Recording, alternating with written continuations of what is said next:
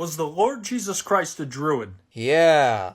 Jesus, a poor Jewish rabbi from Galilee, traveled to Gaul or Britannia, learned the local customs and language of the people, to become a high-ranking religious official among them, only to travel back to Judea and only teach from the Jewish scriptures before he was crucified. That sounds about as likely as if he flew to Mexico to teach all the white people Mormonism. And if he was, is there overwhelming evidence to prove it?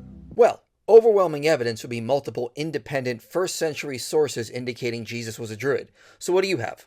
According to multiple historical writers, and even a writer named Polydoro Virgil, who in 1555 wrote about Jesus being in Britain in a book called English History, he talks about how there were 12 lots of land that were given to the 12 disciples.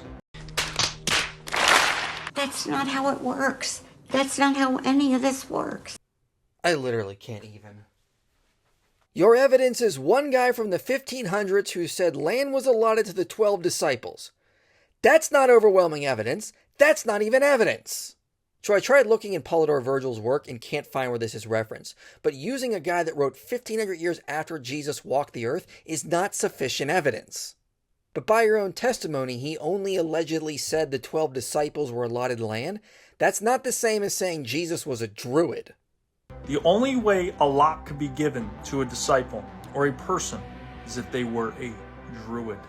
Okay, source. Where are you getting this from? We know so little about the Druids because all our information on them comes from secondhand sources, and I cannot find this custom in any of them.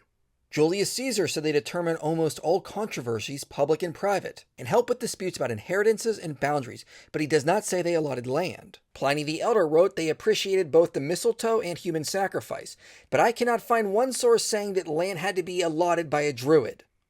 They also believed in a solar deity named Isus, who would die, be buried, and resurrect the third day, thousands of years before Christianity. They called this deity Jesu Christos. That is laughably false.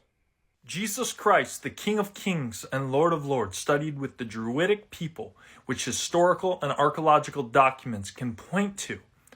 That proves this beyond a shadow of a doubt. Do you hear that? It's proven beyond a shadow of a doubt, boys and girls. And by that standard of evidence, we can also prove that Abraham Lincoln hunted vampires.